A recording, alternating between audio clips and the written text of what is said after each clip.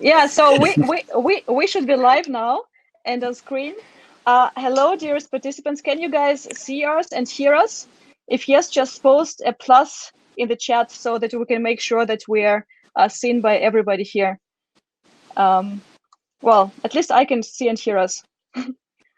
So anybody else, just give us a sign that you can hear us. Okay. Hello, Hans. All right. So it seems like it sort of works. That's great. Great. Or Berlin is with us. Very nice. Hello from South Tyrol, from Italy. Good. So hello everyone. I'm sitting in South Tyrol. I just want to show you the view that I currently have. It looks like this. I know everybody, some speakers have seen that already. I just want to boast with that. At the same time, that means that my internet connection is not perfect. So if I'm somehow disappear and something happens, just don't get afraid. It's the Italian internet. I will try to get back. So today we're gonna talk in this digital FitTech Society event. We're gonna talk about the digital well-being, data, and scalability. And we have really cool speakers, well, as usual, and friends who will share their insights from different perspectives on what well-being actually means, how it is changing, so what's going to happen in the next years from their perspectives. So first of all of you guys in the audience, please continue posting which cities, which countries you come from. We want to know that. You can ask your questions as usual in the tab below, which says ask a question. And let's start with a quick round of introductions. So Lutz, would you like to start and just briefly tell us who you are and what do you do, why you're here? Okay, so my name is Lutz. I'm a physician from Germany based in between Munich and Salzburg. And if Natalia is boasting with a beautiful view, this is the view from my practice. I'm also facing. I'm also facing the Alps from the northern rim, and I'm specialized in sports medicine and performance medicine, and I was the head of sports medicine for the German military from 2005 to 2015, and then I retired, and I started my own company, my practice, and I'm also investing in digital health devices. And I've been on the FitTech scene with Natalia from actually probably day one or year one. That's true. And I'm happy to be here. Cool, welcome. Nana, how about you? You're in the beautiful and maybe cold Berlin?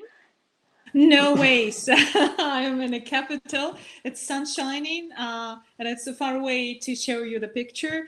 So hello everyone, my name is Nana Bit-Avragim. I'm also a fellow cardiologist and scientist, but I call myself doctorpreneur. I love building from scratch, and I love playing tennis as well as the listening jazz and playing sometimes piano. So, and I'm looking very much forward to talking to you, discussing you, and just exploring something new today. Cool. So we have also participants from Nizza and Paris. I'm getting envious. It's so international here, guys. It's so cool. Eugene, over to you. You're probably one of the most international guys because you are from the States. So please tell us who you are. I don't even know how to describe it, but I'm in New Jersey now, and I'm hearing my own echo, so I need to figure out how to ignore it. I'm in New Jersey. I don't have a view to show you guys. But I was just in Berlin for 5-6 days, just packing stuff up. And the next stop hopefully will be Barcelona, Spain, end of summer. So we'll go from there. Very nice. And background-wise, I'm not a scientist nor a doctor. I've kind of described myself as a serial intern entrepreneur, which means I go to big companies and my own or joining other startups. And I have the pleasure joining my wife, Marina, in YourCoach.Health, which is a two-sided marketplace between health coaches and health services companies. Very good. So guys, today we're going to talk about digital well-being, and I've brought you a couple of numbers just to get the discussion started. I found out that 2018, the United States spent $3.6 trillion on healthcare, which is around 18% of the whole economy. So that's a really huge number, right? And also, the marketing professor Scott Galloway, who some of you might know, says that Amazon is on its way to become the healthcare company #1 worldwide. So my first question would be to you, what's your view on the general development of the whole health ecosystem in the coming years? What 2 to 3 major trends do you guys see worldwide? So maybe I'll kick it off real quick. Yeah, go ahead. Since I'm sitting in US and been watching passively a lot of the FDA announcements, the fact that doctors can practice across borders of the states now, FDA allowing psychiatric-based digital therapeutic companies straight to market. So I think the last couple of months really fast-forwarded us into tele-everything, which is some of the preachers on this call or on this webinar have been saying for years. So that's kind of a short statement. I'm going to pause here because I'm trying to figure out my, I keep hearing my voice and it's very difficult to talk. Okay. Lutz, how about you? What do you think? So the Amazon story, I think, is a really good one, because what the medical societies, what healthcare providers and insurance haven't really figured out is a central storage system. And the one thing that we're really lacking is aggregating the digital and the vitality data. So, and Amazon is providing all the computing solutions that we're finally getting closer to having a digital health record. And if you look at smaller countries like Finland and what Singapore is doing with their centralized health records, all the other countries that don't have them yet, this is their way to go. Because if you look at where the money is spent in the healthcare system, we see a lot of redundancies. And we could probably save half of the money if we invest a little bit in prevention and have a solid ecosystem and infrastructure for a proper healthcare and health-oriented system and not a sickness-based system. Right. Thank you. So, Nana, what's your view on the coming trends in the healthcare system for the next 2 to 3 years? I think I remember that me and Eugene in December 2019 were invited to make some predictions for Faces for Digital Health, a podcast, right? With Tiaja. So, and I think we did pretty good predictions. So we spoke about telehealth. And I said biotech will be king, and it's a king now. So, and I also spoke about different adoptions of the new cross-industrial trends, and it's probably now we can see the extremely rise of consumer health and retail health is coming also on the light, especially in the United States. Walgreens and CVS and other concepts. It's not known in Europe yet, but I hope with Migros in Switzerland, maybe another concept here will come over. So I see a lot of interesting things, but major thing what is happening now, I think we have to forget about disruption. Disruption was the law of 2019. We started 2020, and I was expecting that 2020 will be kind of a legendary year, but I think it 2020 it is, yeah, kind of, but not in that, like, let's say, mass, and not in that kind of expectations. But I think we switched the completely disruption, and we need adaptation. The adaptation, it's a law of 2020, and it will stay for a long time. And everything what we're doing, we basically adapting and digital technology, which works quite well here in Europe, especially in Germany. We launched a new digital care law, and it would be absolutely benefit the German healthcare market. And telemedicine is definitely king, but it also this speedy development, what we can currently experience, developing the vaccines and developing repurposing the medications by big pharma, it's pretty incredible. And I see the next, well, for sure, the data is quite important, but I would see a lot of implications of also emerging technologies and mixed emerging technologies, which will be integrated in the system. This another very briefly trend which I personally would love to see. I would love to see a big integrated platform where the users, the consumers can definitely benefit having the like one-stop shop and one-stop shop market platforms. And this is basically also a trend which we experienced in the last couple of years, but currently it will come more and more. So is that Amazon for you? Oh, kind of. I would rather pick the Chinese market than the US Amazon. I don't know what will happen with Amazon. Amazon is definitely Fagna, what is the CBS Insight called them? But I think the most of the interesting things happening currently in the Asian market, and the China becomes really, really huge and big. And could you bring an example of what you think is really getting big in China right now in the health and well-being space? I mean, a lot of things, and so they basically they implemented. Maybe I'll just. Sorry, Nana. Ping On, right? Yeah. The largest telemedicine platform. Exactly. The registered number of users, which is like 300 million. That's the size of the US. Yes. Yes. So, and it is about prevention and diagnostics and the investments they're making. And Go Doctors. So everything is like in one-stop shop platform. You go online, you book the doctor, you get the online consultation, you get the online diagnostic, your insurance company is there. So that's everything. And you can just also get prescriptions. So everything is like in the same place. And I think this is amazing. What is happening there, and then that would be the next probably years will hopefully coming over to Europe. What do you think? So for me, guys, that really sounds like almost like a consumerization of health, where patients are starting to become users. Is that something that we're going to face in the next years, also due to COVID? They were always users, patients.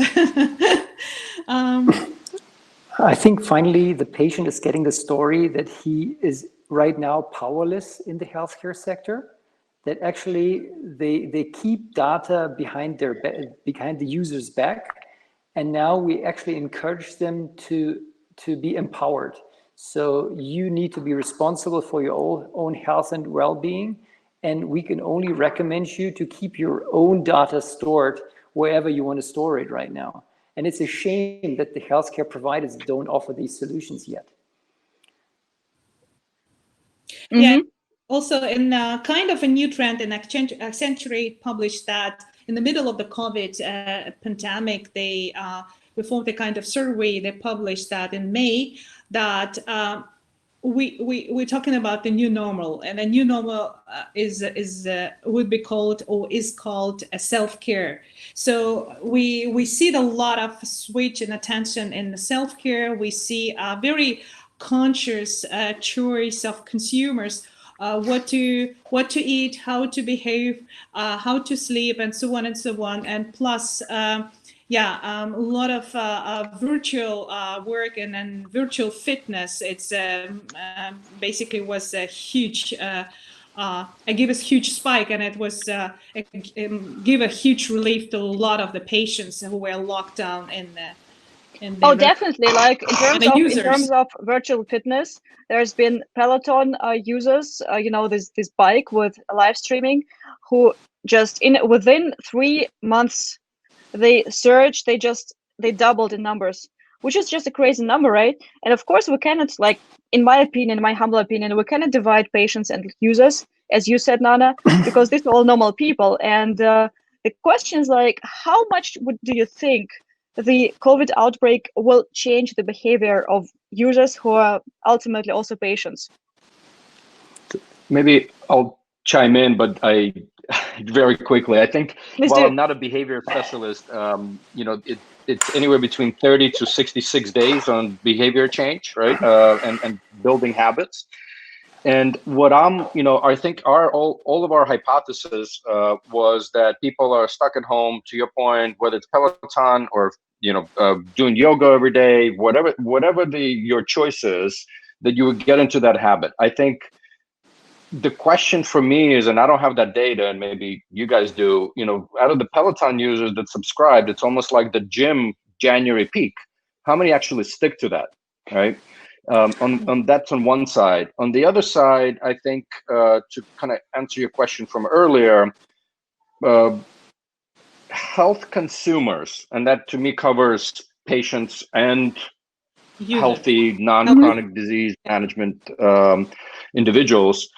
We either want to be better and feel better and reverse our especially metabolic diseases, or be the best version that we can as individuals. And I think the question, and I'm really curious what happens after this lockdown and a lot of this, how many people are actually forming those habits of health, and how many people snap back? And my feeling is, unfortunately, as a human nature, we're going to snap back quite a bit. And that's probably the majority of the population. If you look at the numbers on behavior, that probably 80% did a lot worse during the lockdown than before. So, and the one thing you forgot to mention, you had both positive motivations. You wanted to be the best version of yourself, and you wanted to improve your health and well-being. But probably in the majority of the population, the biggest motivation for being interested in health is avoiding pain. Is actually the moment when you already had the first the first episode of whatever pain or lab abnormalities, and that could be a driver for change. And we haven't figured really out how to keep up the motivation. Because I think the Peloton group that now were interested in Peloton were the ones that probably didn't really need it, because they were the ones who were already interested in practicing sports before the lockdown. And the bigger problem that we need to tackle is, how can we make the other 60% step out of their comfort zone every once in a while to avoid the majority of the problems, which is metabolic disease. I think so. No, please go ahead. I was thinking that to self-care also belongs self-education, and that that what we've seen in the recent months, that it was a huge access and opportunity to learn more about the different physiological parameters and follow-up. And then if we're talking about those fitness trends and fitness tools, it's not just the Peloton, but also I remember that a few weeks ago was announced that a huge accident in Munich, Sarris company, the most famous, one of the first one, the kind of a Miro AI, which just could give the whole personalized fitness and physiological data. And I think it's a very great example that the self-care and self-education goes more individual, personalized, and that probably could be a good foundation to keep and to build this kind of new mindset and new education. So definitely, like 80% probably will return to the previous behaviors, but new habits will definitely enter. But I mean, look, guys, and this is the interesting point, even around these lockdowns, and as states and cities and countries are opening up, even though the science is there, and I'm not here to preach on masks or not, but even though the science is there, we see individuals that are snapping back to the old normal, right? And not listening to the science behind all of this. So I usually my cup is always half full. I'm a very positive individual generally, but I think this short period of time of 3-4 months, I'm just seeing things snapping back. Hopefully some of the regulations that went in and access to care, including telemedicine and things like that, will not snap back, and that will actually empower individual, health citizens to continue and be more proactive. Yeah, and I think it also depends on the generations, because the millennials and Gen Z are different, and they behave differently than the other generations. And so I think it's also I believe that those trends will stay for a while, a little bit, because until at the end of the year at least, because we expect to have some the second wave, and I think it would be probably a kind of like a bell, a ring, which will probably make people aware that okay, so it's not just for a few weeks, it's just probably for a long term. So the question is, do you guys think that data is key to changing behavior? Because if you have a good data source, and you already got the idea that your vitality is an asset, then if the data quality is high and the infrastructure is good, we have this holy grail of prediction. So if we want to assemble data and collect data, the final vision is that with the data points that we can collect, we can predict outcomes. We want to prevent injury from happening, we want to prevent sickness, and we want to give you the right tools and strategies to avoid the sickness. And if you look at what's going on right now, in the COVID times, we offered a service for our premium clientele that we put every Oura Ring user into a database, and every day I would look it up and I would spot trends and give you feedback if you're going in the wrong direction. So because already from the simple data points that we can collect in a Ring device, we can see your activity levels, we can see your sleep, and we can see your heart rate trends. And if the resting heart rate suddenly shoots up by 10 or 15 beats, something is going wrong, and your sleep may be compromised, and your activity may be going down, and these patterns could predict infectious diseases. And if you then also have the Corona apps around you to give you feedback, if you're entering a community that has higher incidences of infectious diseases, this is probably an area where you want to do a detour. It's a risk management. Everything that we can offer with wearable health, wearable technology is part of a risk management and asset management for your vitality. That's a very good point. Lutz, and what I'm hearing is that, Eugene, I get just small point. What I'm hearing is that data is not enough, but you also need to be able to interpret it, and maybe just with humans. It's about the quality of the question that you need to ask. It could potentially be done by an algorithm, but for now, we need the human interpretation to then finally produce the smart questions that then can be dealt by the algorithm.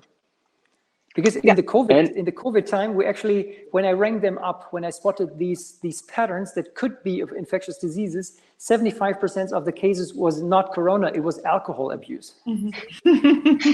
Wow. And actually, that brings to the point that I was going to make. At the end of the day, data is a trigger for somebody like yourself to trigger your clients. Yes. But how do you trigger them to not drink alcohol, right? Yeah. Just as an example. And those individuals need to want to change, number one, before you can help them change using the data. Totally agree.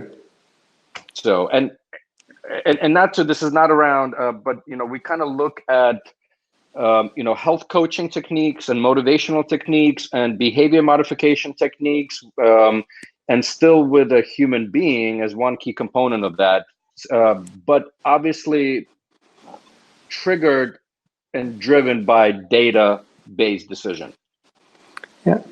I'd like to push back a little bit because I think, it's data for me is a kind of enabler to build the ecosystem. We're talking about different, stakeholders, different options, and I see a huge potential in applying the right communication education. And basically what Marina is doing in her platform, Health Coaches. This is life and health coaches. This is the first kind of responders for me to educate and to understand. I completely agree that the data, they basically they enable also automatization, but the context belongs to humans. So, and that's why this is kind of an interesting situation that I would think data, of course, it's good to have, nice to have, but the quality data should be definitely considered. But in the same time, the basic, the empower and responsibility will be by professionals. So we're still coming back to humans, right? Looks like. Eugene, tell us more. No, so we always say here at YourCoach that human intelligence for the foreseeable future is still better than artificial intelligence. Now, whether you're a doctor, a nurse, a health coach, doesn't matter actually what profession, you can be augmented by technology to help you through this. But ultimately, people work with people today. And again, I'm the first person to say I cannot predict the future, and tomorrow a robot could be my best friend. But today I'm looking at a much more shorter term period where if I want change, I am absolutely triggered by data, but that's me as a personality. But I'm not the one to say, I still need a human being that I can talk through things with. So I'm still a believer in a human touch, and that is a key component of it. But artificial intelligence and the stuff that Babylon Health is doing could probably help you to match you a little bit more efficient with the right person to talk to. Bingo. Yeah. Yep. And actually, again, this is not more in discussion, but one of the things that we're doing in YourCoach.Health is exactly that. We're actually looking at health coaches programs and how they interface and interact with their clients to do better matching on that. So what I'm hearing here is that the role of doctors will also become more that one of coaches. Is that right? Say it again. I was just saying that what I hear here is that the role of the doctor is merging with the role of a coach, where doctor will be somebody who helps you to change your behavior in the first place. Probably just half of the population of the doctors. The one half will still be the specialist that is really good at putting your broken bones back together. The one is really good at removing your cancer, and they don't need to have these social skills. They just need to be really good in what they need to do. Because the moment they have interaction with the patient is unconscious. And yes. But they need to really be good and trained. And you need to have lab doctors, you need to have radiologists for now. And the other half that does the aftermath of the acute care, they need to be better coaches. But one comment on top of that, and this is, just in January, at least in US, the AMA, the American Medical Association, publicly announced that a health coach is now a non-clinical member of the healthcare team, right? Because I think we're all realizing that, there is a shortage of doctors and specialists, there is a shortage of nurses. And while, during the pandemic, it's very difficult to say that health coaches are the new front lines, because we've had really the whole healthcare community become the front lines.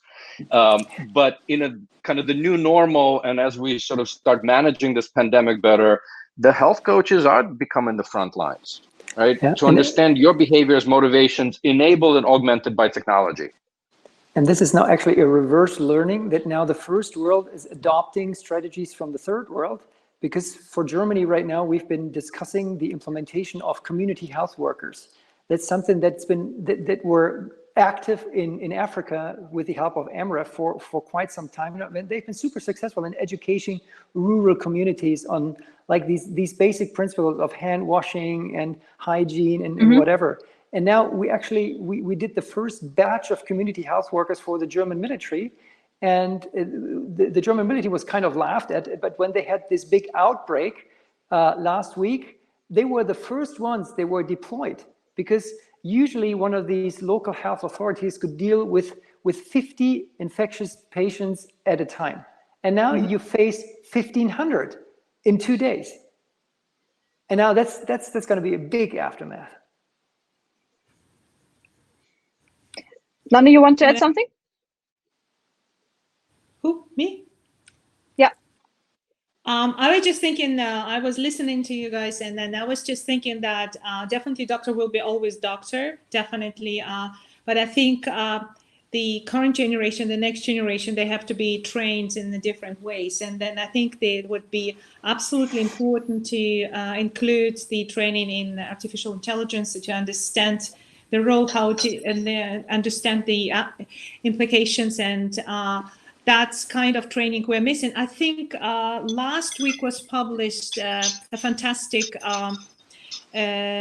research paper in Nature, where the authors made some study and then figure out that the including the artificial intelligence, like a basics of machine learning in curriculum, and also implementing that in extracurriculum for already senior doctors was quite important, and it was quite preferable and beneficial for the current generation. I think the understanding how we can apply, how we can basically the need innovation comes from the users, and users are either the patient or the healthcare professionals. And I think it's quite crucial. We don't have it yet, but that definitely will come. That's a very good point. Let's talk a little bit about the users as patients, right? So what do you think, what are the first specific steps that we can take right now to integrate well-being way more and with way more impact into daily lifestyles? Mm-hmm. I mean, that's a very broad question. So what kind of things pop into your mind when you say we need to help people to get more, to become more health aware? We need to make them use more digital tools to use the data. What are these steps? Yeah, so I'll quote somebody I've been quoting, and he unfortunately just passed away, Michael Sarris. He was one of the early e-patients. I think he was diagnosed when he was 11 and I remember being on a panel with him, and I think Lutz, you mentioned something earlier. Until you get hit with some diagnosis, you just don't give a shit. And it takes generations and it takes education to get us to the point where we recognize that. And I think there is bright future, because I look at my 16 and 18-year-old. And they wanted devices, they wanted to measure, they want to, get out there. Now, is it because of me and my wife and we instilling this, or is it their whole class, right? So I'm actually, again, I'm positive in the fact that technology has absolutely exposed these things. It still comes down to, I think, particular individual on do they actually want to change, because the tools are there and actually have been there for, let's call it, a decade plus. So the tools are there, but you as a user have to figure out what data points do you really care about, and where do you see goals or potential for improvement. So if you are overweight or obese, you probably know that, but you don't give a shit until it becomes painful. And if we get like a system where we have really honest feedback without finger pointing, but giving you feedback that this is now good and we now going to give you help. And that's going to be also assisted by your healthcare providers or your health insurance. And we have an incentive. We need to have an incentive. And this is probably the model of Generali and Vitality, that we incentivize the use of wearables in order to save money in the long run as a health insurance. So that's a good one. As far as I know, there's been also some problems with data being used by insurances directly to incentivize users. So the question is, are we just so stupid in Europe? Are we way too protective in terms of the data? Are we lagging behind, or is that the future model that we're trying to protect the data way more than, for example, Americans and Chinese? So where's this balance between data transparency, data protection, and user behavior change? I mean, data should be always, I mean, especially we're talking about health data. And so it should be definitely protected. And then we have, I mean, I'm pretty sure that GDPR it works quite well. And it's very a huge advantage of our ecosystem having the GDPR in contrast to other systems. But I was thinking that the major point for me would be basically cultural difference. So not just how to use data and how to, I mean, should it be protected or not, the culture of experimentation, what we're missing here. And I mean, be more open for the new technologies. And that for me comes through education. So I was listening to your previous discussion. I was just wanted to bring one really great case. It's This2Biz company from Israel, and what they're doing, they have. What's the name? This2Biz. This. Could you just type it in later? Yes, W-I-S. So that. B-I-Z. So it's basically what they're doing. They educate coaches and fitness trainer on retention, because this is what we talked about before, that appease patients when they start doing fitness, they just drop out from those fitness gyms and fitness studios and so on and so on. They help to educate each of the user how to use their own data. They customize through the machine learning algorithm, they customize the parameters and the help and they keep those users on the platform, helping the coaches, fitness studio trainers, and so on, get to results. And then this is basically when the data helps to educate and to keep and change behavior, build in new habits. This is a lot of good, positive outcomes, I would say. So I think this kind of culture of experimentation and openness to use through the education, the self-education again. So I think this is what would do a huge difference here in Europe. Okay, so education is key. I look at data, data privacy and impact to our health, almost like a little bit of an XY axis. Something's got to give, because we as citizens obviously are asking our governments to have us covered, right, from a health insurance perspective. But in order to improve it, we need data. And I very much look at it as an XY axis. And the curve, something needs to give. There's no way to do completely both, in my opinion, today. And I think every government and every country will respond differently and is responding differently. Yeah, it seems to me that there's almost a new search to look for new companies that would educate users, find new use cases for data, and create a more sustainable ecosystem.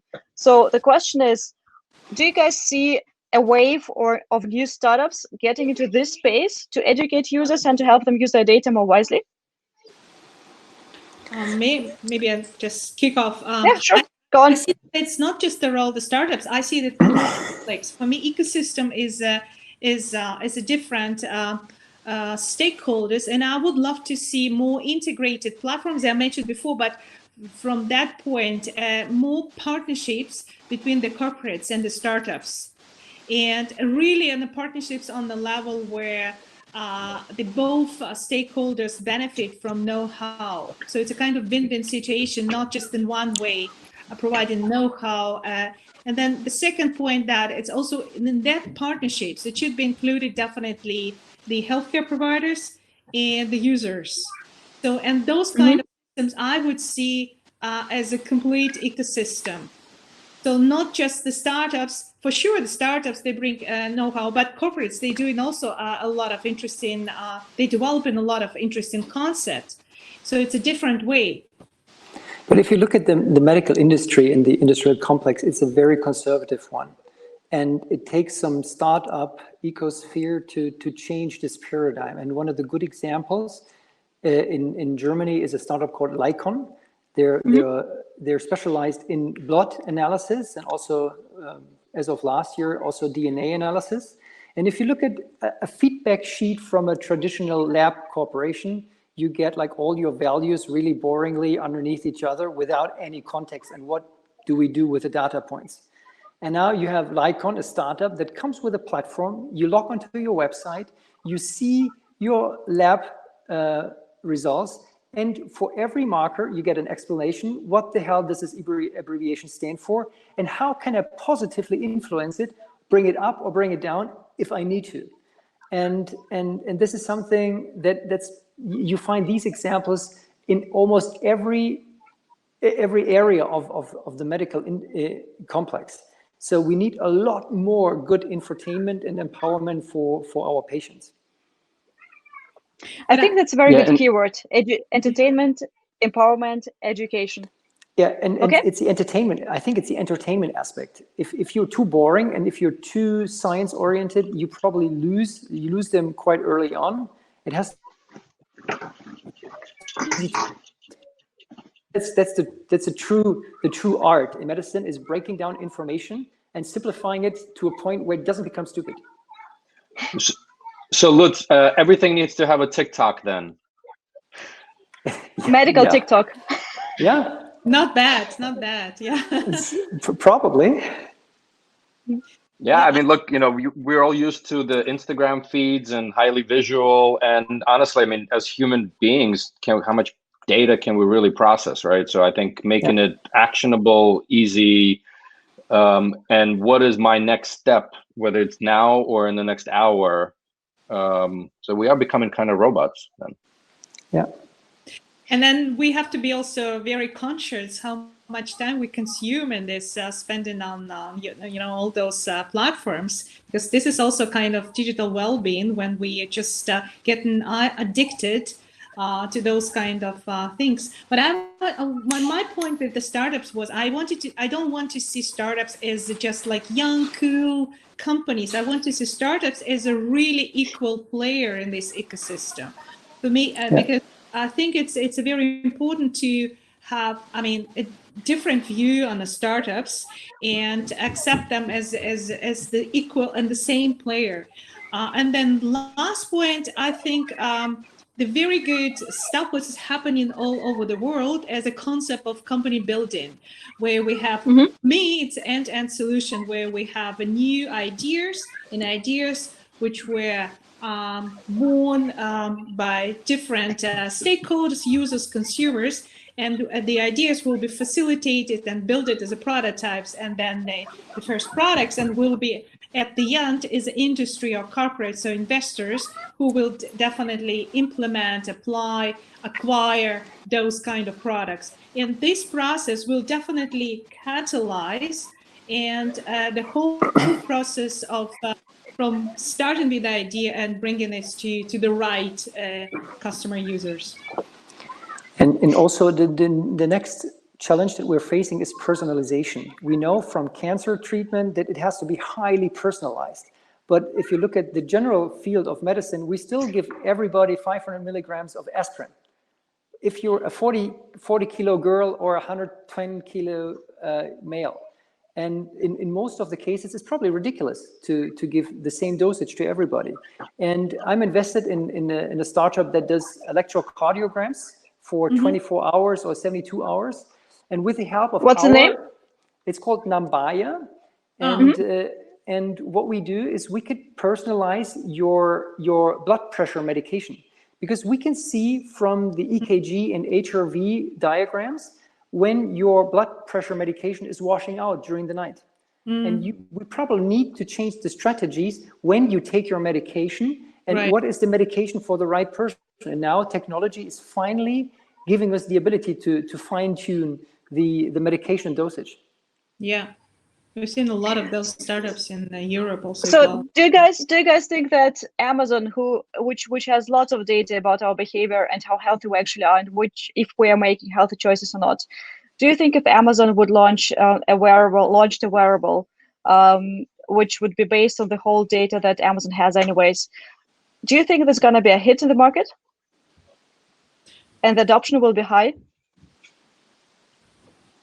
I don't think we're going to see one player own that marketplace, in my opinion. Right. I think there's pluses and minuses for, and I mean, Amazon is great at experimenting, right? But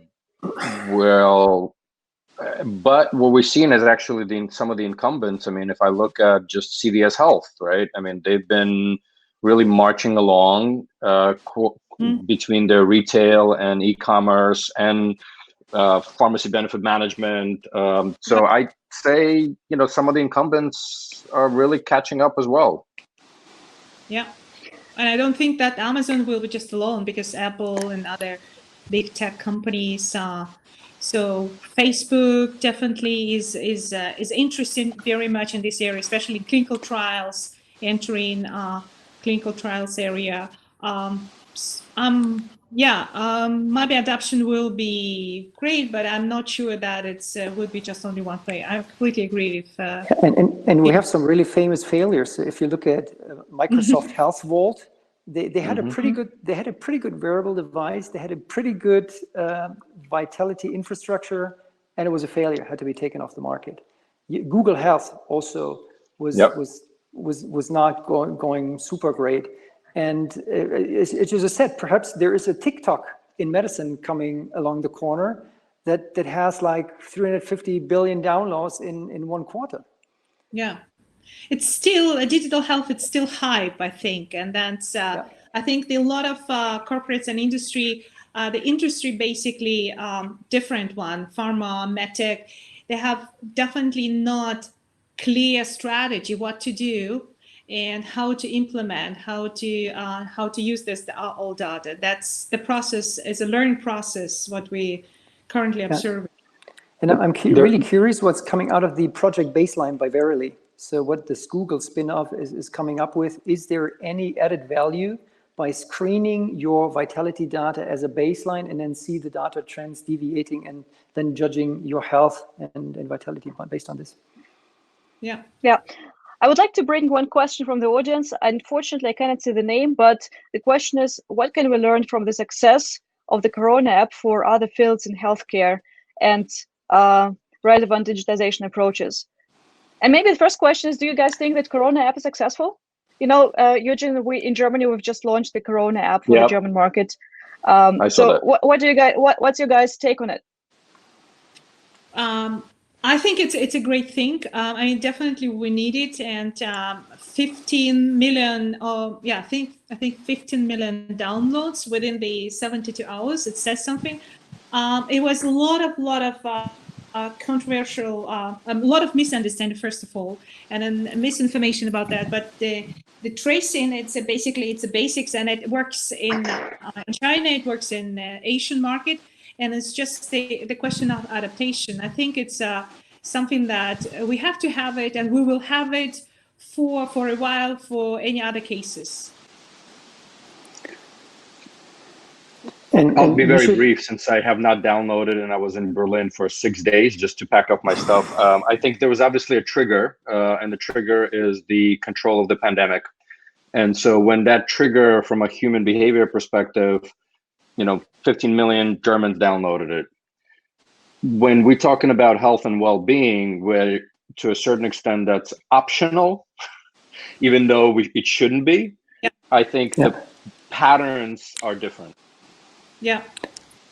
And it's a very narrow scope. So if we look at the broader vision, why not having like a Corona kind of app that also tells you when you're entering an area where the air pollution is high, or whether ozone levels are high. So I think it's just a starting point and having a broader discussion on tracing apps and giving you feedback on risk of where you're wandering around right now. I think. Would you say that? Yeah. Go ahead, Anna. Just one thing. I remember one study was published Mount Sinai in New York, in collaboration with Apple and Pfizer. So I think Apple Watch was offering this similar tool to trace the weather and connect it to conditions of patients with the chronic lung diseases. So that was kind of like a first. I mean, the study was published 4-5 years ago, something like that. Yeah. So I once saw this picture on LinkedIn. Maybe you saw that as well, where there's like the privacy options between WhatsApp and the Corona app being compared. Oh, you saw that one, right? Yeah. Well, So no, it was like Tinder. it was like WhatsApp can do all these things on with your phone, with your location, with your data, and Corona app can just do like maybe 10% of it.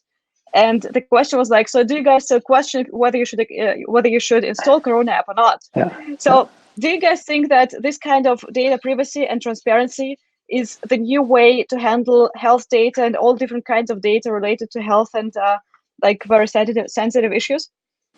I love the comparison between the Tinder and Corona app. So we can kind of Tinder each other, and so if you're not lucky, so that means that so you will be rejected. Yeah. Yeah. But it's right. Okay, guys. Is there Eugene, any? Yeah, I think Eugene wanted to say something. Did you have a point? No, it's all good. Okay. So guys, I would say it's a wrap. Thank you so much for your time. Thank you, dear audience, for being with us. If you guys have any questions and want to connect to the speakers, if it's okay for you, dear speakers, just drop me a line and ask me to connect you. And there was a good discussion. I learned lots of things on health issues which I didn't know about.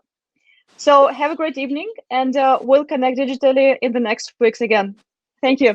Perfect. Thank you, so Natalia. much. Thank you. Thank Bye-bye.